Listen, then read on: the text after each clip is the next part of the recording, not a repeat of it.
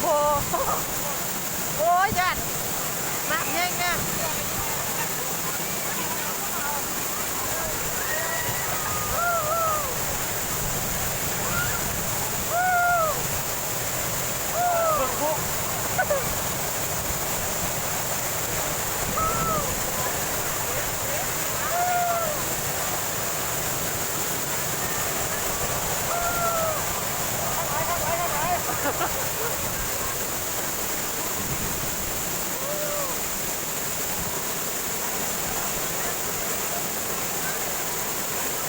ไปเสือก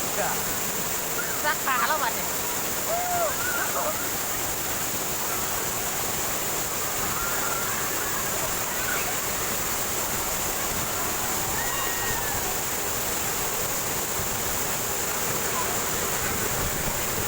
แล้วน้ำตกมันไปแห้งถึงแล้วครับมันอยากไปแห้งแล้วก็ไปต้องสีน้ำถ้าขุ่นเราต้องสังเกตสีน้ำถ้าสีน้ำมันขุ่นแสดงว่าฝนจะวนหนักเราต้องระวังครับน้ำตอนนี้สีน้ำมันยังใสอยู่แสดงว่าน้ำเดิมครับครับ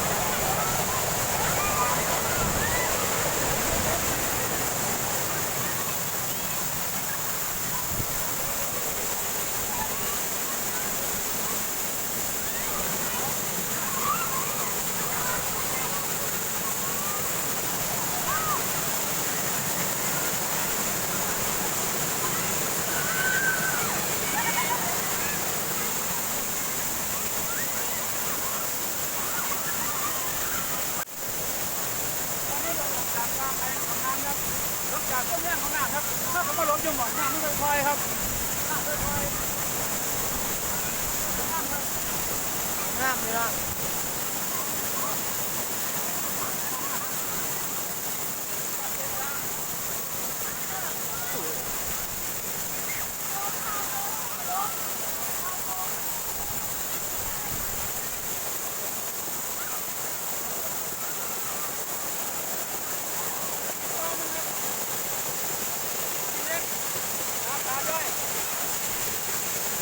ไปยืนได้ขอบคุณว่าเป็นหลุมบ่แล้วเป็นหลุมด้วย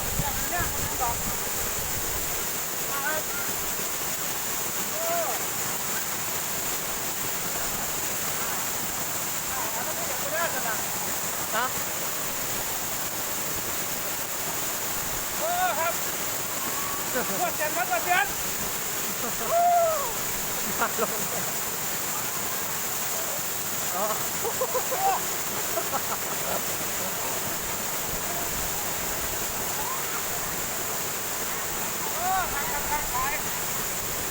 มาเราเสียใจครับ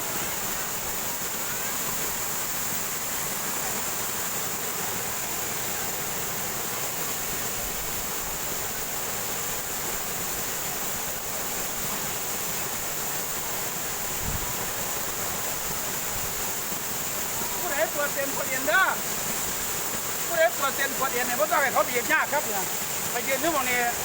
ตั้งกันเข้ากับปั้นทุบตัวเสียเขาเรียกว่านวดโดยใช้น้ำตามธรรมชาติ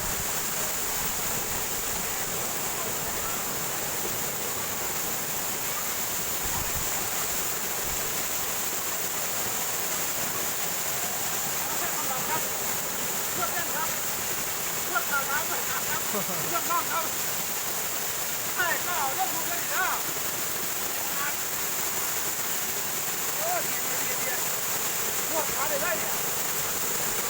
นวดขาได้ป่านนี้ก็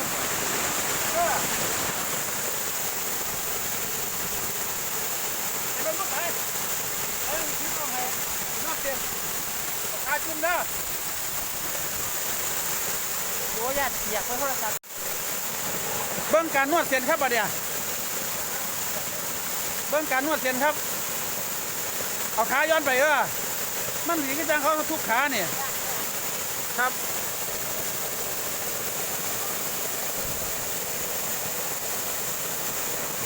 นวดขาครับนี่เขานวดเส้นครับนวดเส้นโดยสายน้ำบำบัดครับคุณครับคนอ่ะโอ้ยป่าหน้าลาดหลายครั้งหลายเนี่ยเกือบประมาครับท่านมาเสียใจไปตลอดชีวิตเลยท่านมานี่มาถึงต้องจะเป็นคักเป็นแนครับ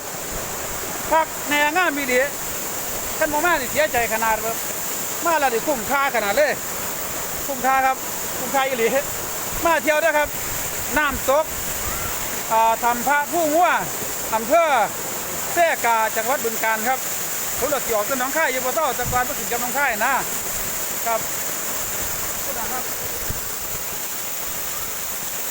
แรงน้ำกับพวกแล้วครับแรงน้ำพอดียืนได้สบายครับยืนได้สบายครับม้วนครับเป็นน้ำตกที่สวยงามมากครับถ้ำพระบัวอำเภอยังก็ได้จังหวัดบึงกาฬครับก็เราก็เริ่มอยู่บ่เศร้าอำเภอยังก่อครับเนี่ยอำเภอยังก่อเนี่ยฮะทุ่งฝนบ้านบึงทุ่งหลงเตี้ยทุ่งฝนอุดรเนี่ยว่า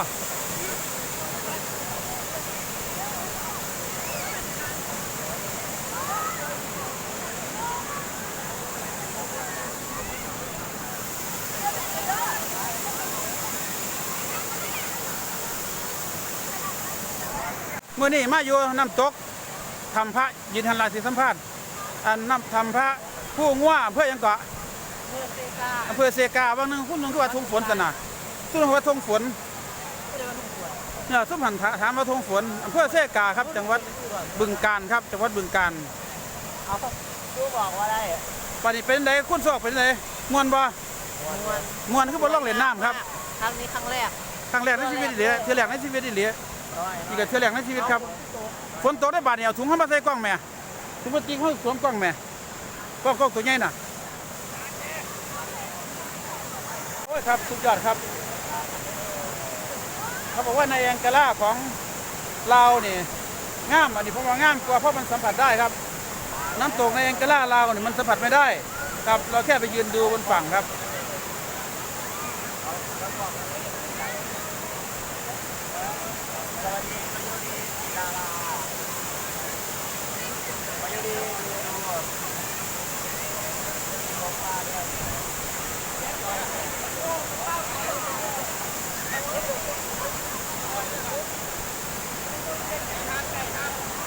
สลอดมากครับ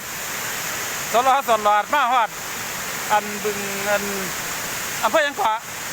อำเภอเซกาครับอำเภอเซกาจังหวัดบึงกาฬครับมันสิว่าจะดอกไข่อยู่บ่เศร้าอยู่วัดเบิ่งบุงของหลวงบ่เศร้ามันอำเภอเซกาหนองคายครับน้ำตกงามดีหรองามคักงามแน่งามตะลำปลีเลยเพิ่นว่าน่ะแต่บ่ทันเป็นหยังอย่าเฝ้าเป็นหยังนะครับมาให้ได้ครับงามดีครับนี่ก็เป็นแมนสไลเดอร์ครับเด็กน้อยนี่กำลังเล่นสไลเดอร์ครับเล่นสไลเดอร์เลี้ยวมาแล้วครับนั่นสไลเดอร์น้อยมองนี่เป็นตะเลนเยอะเนี่ยมันบ่น้ำมันบ่แห้งแต่ว่าฟังผีแห้งครับเพราะเป็นตะเลนอันตรายครับคุณครับสีย่าวลงไปข้างล่างครับน้ำตกทำพระครับทำพระบัวอำเภอเซกาจังหวัดบึงกาฬครับครับ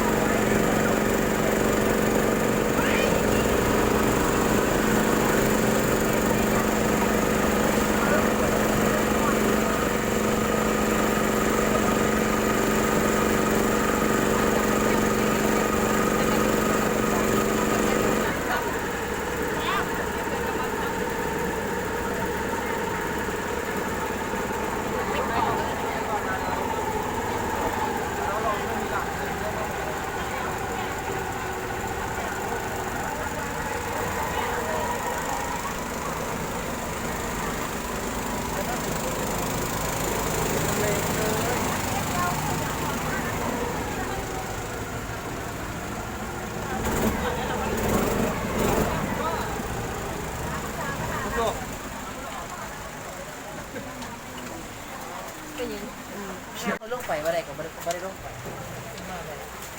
ครับกูไปกินมื้ออื่นพอนี่แหละ ฮอดแล้วครับวันนี้ไม่ฮอดแล้วจบน่าเทือแรกได้บัดนี้เทือสองสิมาอีกอยู่ครับทำพาผู้หัวครับมาฮอดแล้ว ลงไปว่าไรก็มันไม่ได้ลง นี่หลายทาเลื่อนบ่ สอง มันมีสองทาอันนี้ทาหนึ่ง ทาสอง ทาที่สองครับอีกทาที่สองคนหลายครับบุตรอัตราหน้าลาดนี่ทาที่สองครับ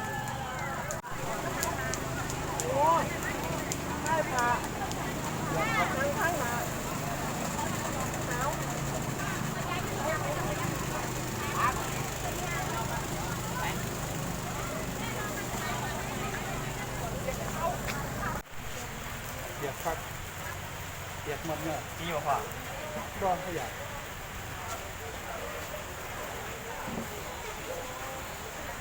บรรยากาศครับมาพร้อมกับสายฝนอันชุ่มฉ่ำผู้ใดก็ว่าจะมันแรงด่าจะน่ายกว่าแม่แรงบัดนี้ฝนมาบัดนี้มิดกิลีเลยบัดนี้ ก็พยกกันว่าเลย ฝนท่วมน้ำท่วมกระดาฝนแรงกระดา